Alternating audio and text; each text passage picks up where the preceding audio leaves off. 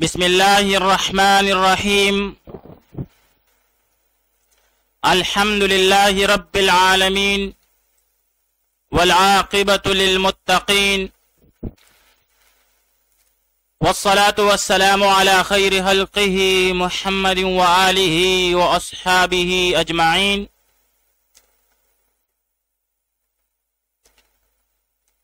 آج زاد الطالبین میں ہمارا 193واں سبق ہے،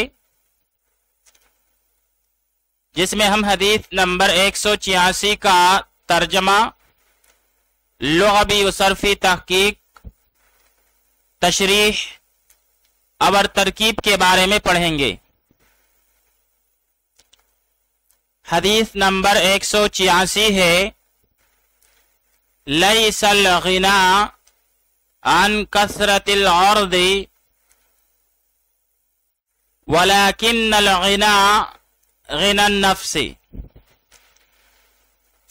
ليس الغنى عن كثرة العرض ولكن الغنى غنى النفس۔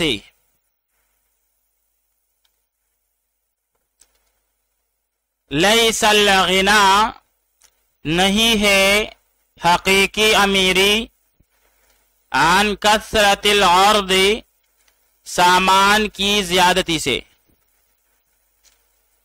ولیکن الغنا اور لیکن حقیقی امیری ہے، غنی النفس دل کی مالداری۔ لیس الغنا نہیں ہے حقیقی امیری، عن کثرت العرض سامان کی زیادتی سے، ولیکن الغنا اور لیکن حقیقی امیری ہے، غنی النفس دل کی مالداری۔ یعنی سامان کی زیادتی سے حقیقی امیری نہیں ہے، بلکہ حقیقی امیری جو ہے وہ دل کی مالداری ہے۔ اب یہاں پر غنا بمعنی مالداری، تمول، مال کفالت، کہتے ہیں ما لہ عنہ غنن، وہ اس سے بے نیاز نہیں ہے، یعنی ناگزیر۔ لا غنن عنہ ضروری چیز جس کے سوا چارہ کار نہ ہو۔ باب سمع یسمعو سے غنی یغنا غنن و غناء بمعنی مالدار ہونا۔ ایک لفظ ہے الغناء بمعنی تمول، مالداری، نفع، اور ایک لفظ ہے الغناء بمعنی گیت، نغمہ۔ عرض بمعنی سامان، متاع، اسباب، اور جمع اس کی عروض آتی ہے۔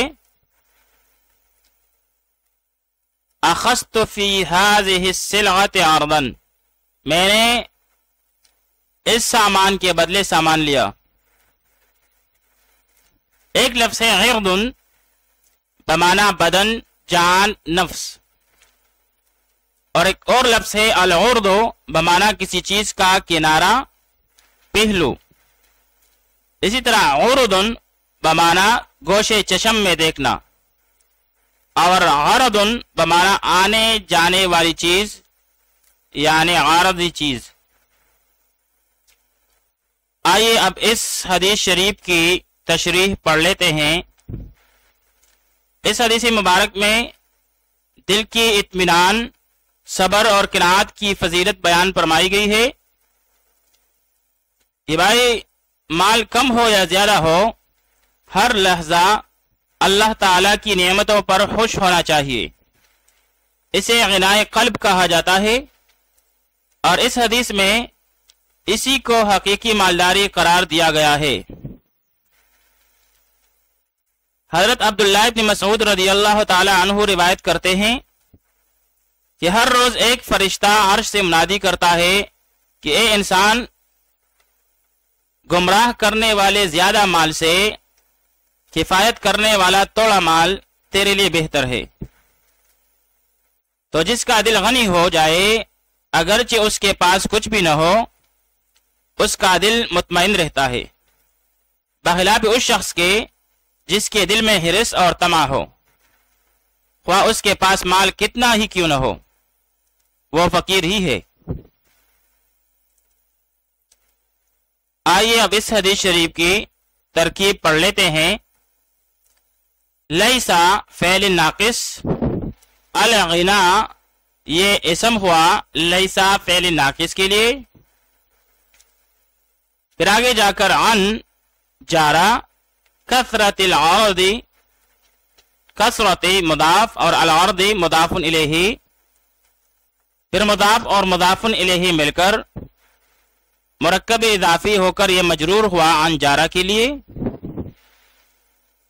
پھر جار مجرور مل کر یہ متعلق ہوا کائنن شبہ فعل کے ساتھ، کائنن شبہ فعل سیاہ اسم فاعل اپنے ضمیر فاعل اور متعلق کے ساتھ مل کر شبہ جملہ ہو کر یہ خبر ہوئی لیسا فعل ناقص کے لیے، پھر فعل ناقص اپنے اسم اور خبر کے ساتھ مل کر جملہ فعلیہ خبریہ ہو کر معطوف علیہ، کیونکہ آگے واو عاطفہ ہے، لیکن حرف از حروف مشبہ بالفعل، الغنا یہ اسم ہوا لیکن کے لیے، پھر آگے جا کر غنا النفس، غنا مضاف النفس مضاف الیہ، پھر مضاف مضاف الیہ مل کر مرکب اضافی ہو کر یہ خبر ہوئی لیکن کے لیے، پھر لیکن حرف از حروف مشبہ بالفعل اپنے اسم اور خبر کے ساتھ مل کر جملہ اسمیہ خبریہ ہو کر معطوف، پھر معطوف علیہ اور معطوف مل کر جملہ معطوفہ ہوا۔ وصلی اللہ تعالی علی خیر خلقہ محمد وعلی آلہ واصحابہ اجمعین۔